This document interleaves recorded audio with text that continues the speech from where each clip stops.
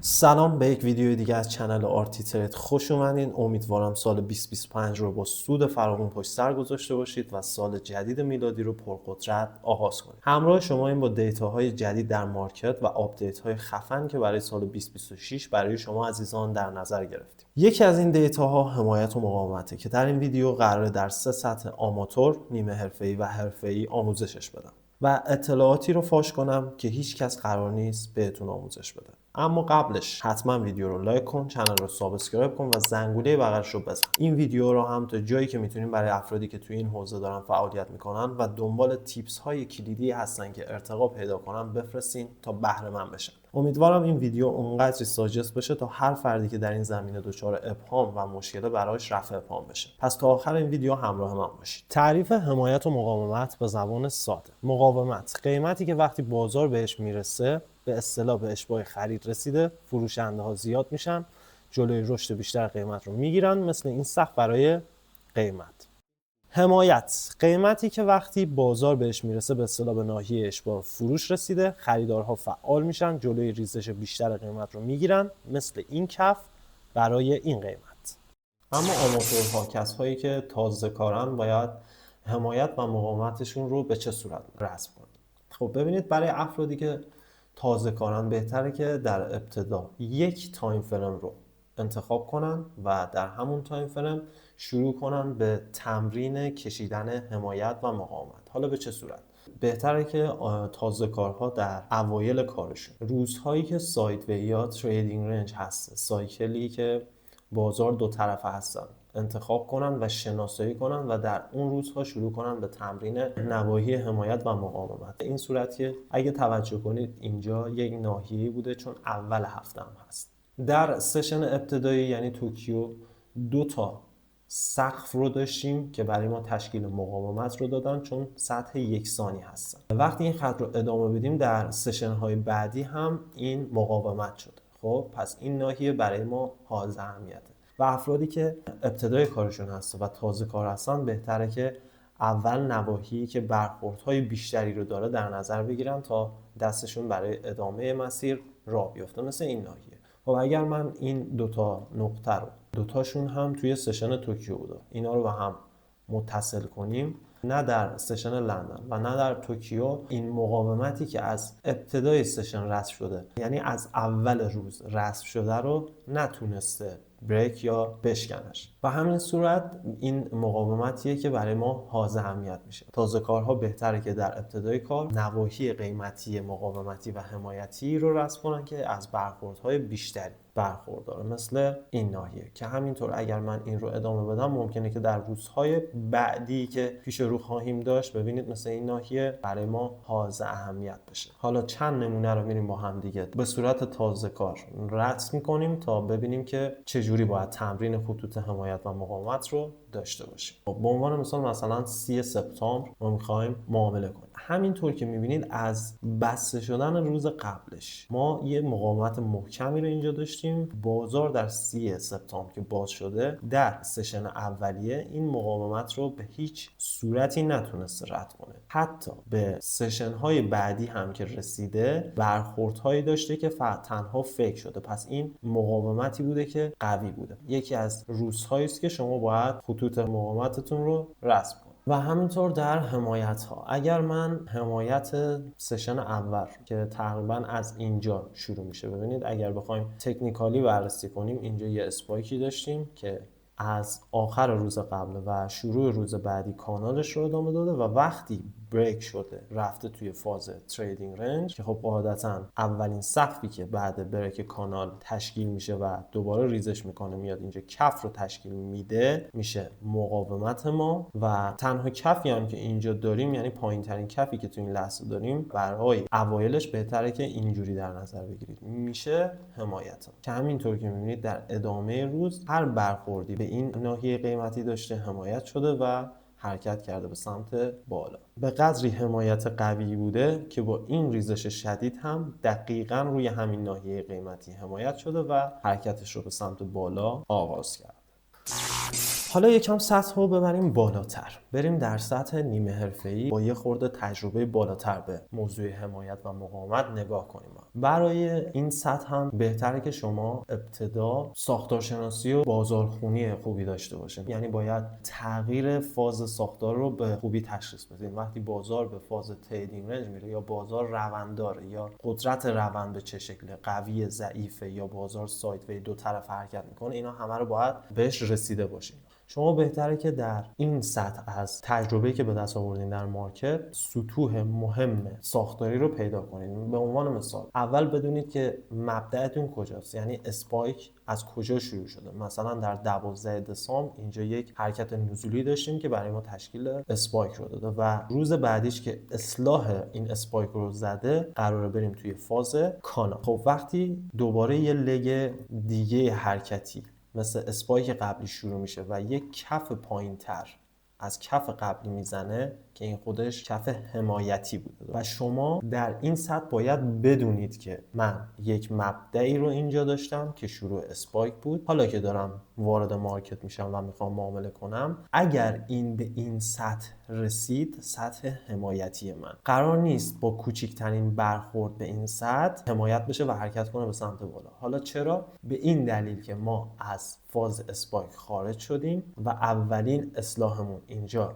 به اتمام رسید و همینطور که ما داریم سقفی پایین تر از سقف قبلی میبینیم، انتظار داریم که کفی پایین تر از کف قبلی ببینیم. پس اینجا قرار نیست که به همین سادگی یا حمایت بشه. بله قرار حمایت بشود، ولی نه دقیق با کوچکترین برخوردی که به این ناحیه میخوره، چون شروع کاناله و شروع کانال نزولی وقتی داریم خب قاعدتا شروع سقف و کف پایین هستش و شما باید برای این سطح از ترید یعنی نیمه حرفه‌ای اینها رو بدونید و این خیلی نکته مهمیه. خب پس همینطور که اینجا با هم دیگه پیدا کردیم، این اسپایک بود، این شروع کانال بود که این صف شد. اصلاح اول. روز بعدی که 16 دسامبر هسته، اصلاح دوم یعنی برخورد دوم کانال رو داریم و این حمایت هایی که سر راهمون داریم باز هم باید در این روز احتمال کفی پایین تر از این حمایت قبلی که داشتیم رو داشته باشیم.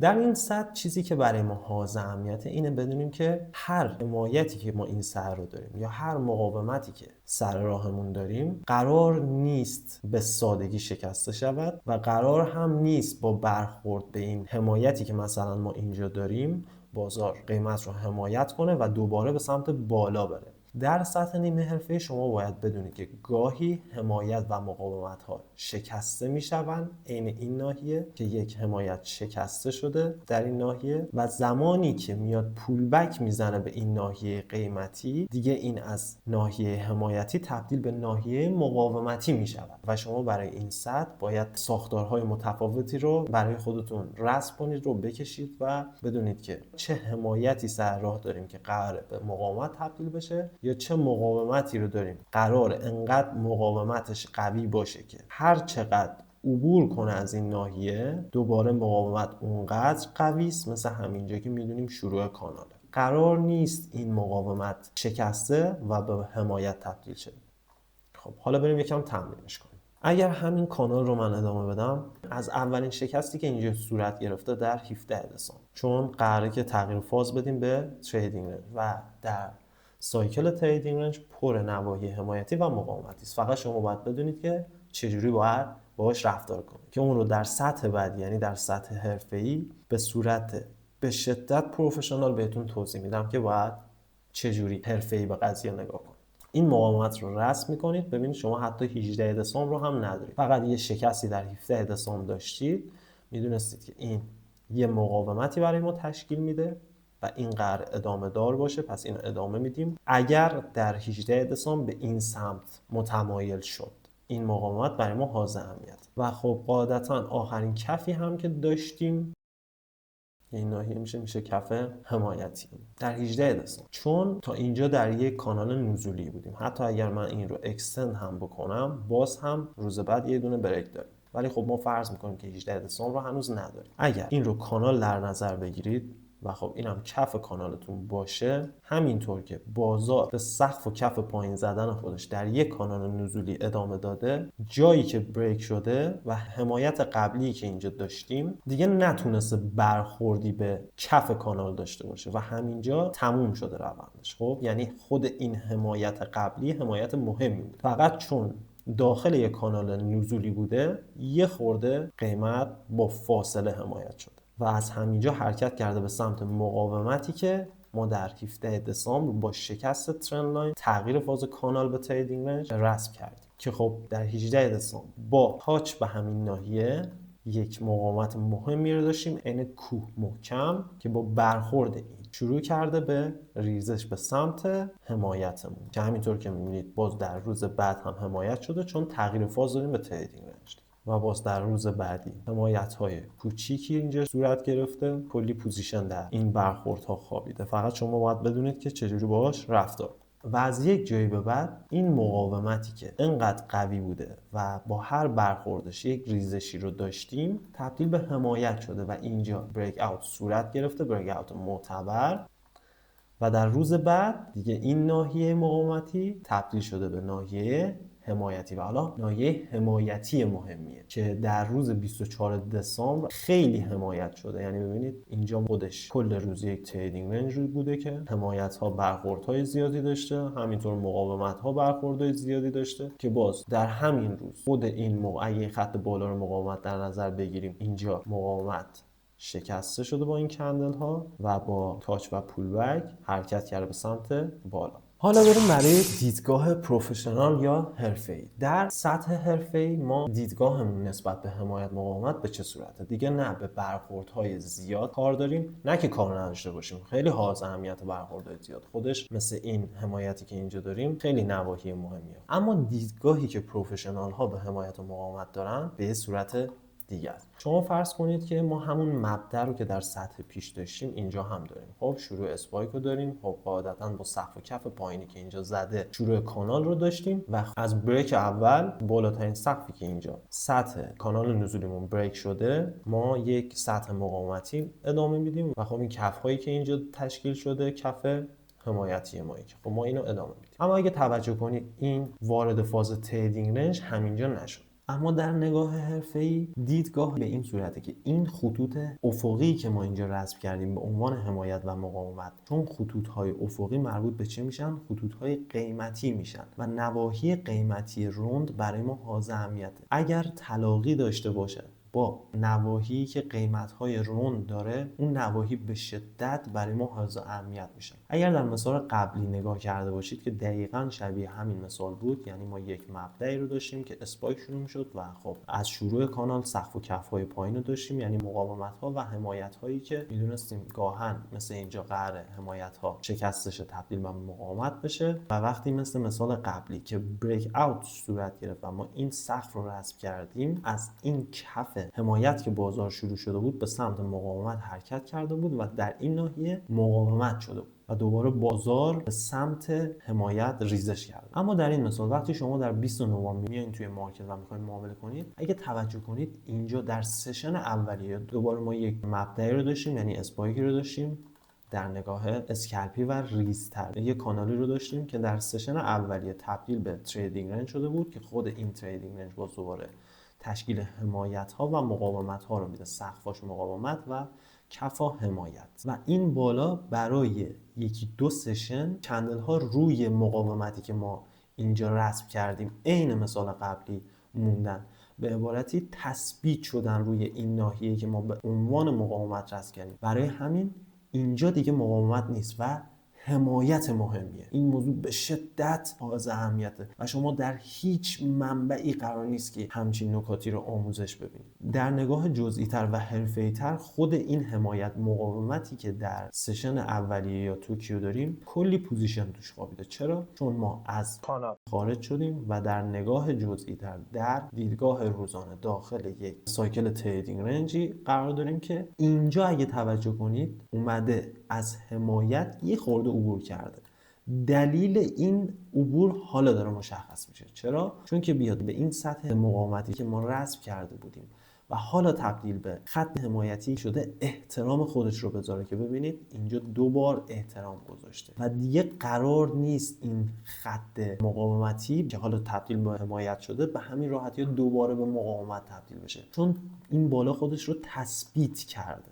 متوجهین؟ در نگاه حرفه‌ای این شکلی باید به ماجرا نگاه کنید. اینجا حالا شده حمایت قوی، روی همین خط حمایت شده و حرکت کرده به سمت بالا و حالا مقاومت هایی که اینجا داشتیم رو ببینید به راحتی شکسته. این یکی از این مقاومت هایی است اواخر سشن لندن شکسته شده و اگر برین در تایم فریم 1 دقیقه نگاه کنید قطعا با بسته شدن این کندل در تایم فریم 1 دقیقه یه پولبک خوشگل روی این ناحیه داشتیم و در همین تایم فریم 5 دقیقه با توجه به گپی که اینجا صورت گرفته، چون قطعا در نگاه اول و در لایو مارکت با این شادویی که اینجا رخ میده یه خورده آدم ممکنه که دو به شک بشه، اما وقتی کندل بعدی اینجا بسته میشه این فاصله‌ای که اینجا رخ داده گپ قیمتیه. اگه ویدیوی آموزشی گپ ها رو ندیدین حتما برید نگاه کنید. این نوع گپ فشار، گپ فشار باعث شکست نواحی مقاومتی یا حمایتی میشه که اینجا هم همین اتفاق افتاده و نتیجه کار رو ببین. حالا بریم سر وقت حمایتی که اینجا داریم. در نگاه پروفشنال این حمایت کلی درس توش داره. ممکنه که مثل مثالهای قبلی که تا الان داشتیم ما هم تمرین میکردیم شما این لگ نزولی و این شدت ریزش رو مثل این مثال قبلی مبدأ و شروع حرکتی یا اسپایک ببینید و در این ناحیه که حمایتمون رو رسم کردیم و بلا تکلیفی بالا پایین رو داشته ممکنه شما به مثابه شروع کانال در نظر بگیرید، اما در نگاه حرفه‌ای تر و پروفشنال تر شما باید بدونید که این ناحیه‌ای که رسم کردید به عنوان حمایت همون عدد روند یا خط قیمتی رونده که در این مثال تقریبا نزدیک 46000 45900 و این در دیدگاه پروفشنال و حرفه‌ای در این سطح برای ما به شدت حائز اهمیت میشه. اگر بخوایم وسیع‌تر به ماجرا نگاه کنیم و ببینیم که در تایم فریم های بالاتر چه اتفاقی افتاده و دلیل اون ریزش رو پیدا کنیم که با اینکه کف پایین داده و حمایت رو تا حدودی رد کرده چرا ادامه نداده و کانال نداشته، علاوه ذهنی باید بدونید که در تایم فریم بالاتر اینجا باز شروع کانال رو داشتیم که توضیحاتی که در 20 نوامبر دادیم و این بریکی که اتفاق افتاده تغییر فاز کانال رو به تریدینگ رنج داشتیم و این ریزش تنها دلیلش مگنت بوده چون تازه تریدینگ رنج شروع شده و از چرخه کانال مثل مثالهای قبلی وارد فاز تریدینگ رنج شدیم. پس دوباره این مقاومت برای ما حائز اهمیت بود. پس خط حمایتی که دقیقاً تلاقی پیدا کرده بود با عدد رونده 46000 برای همین اینجا انقدر مهمه. حالا یه تیپس فوق حرفه‌ای اینجا با هم بررسی کنیم. این سقفی که الان اینجا علامت گذاری کردیم به عنوان مقاومت، اگر من این دو کفی که یا دو حمایتی که در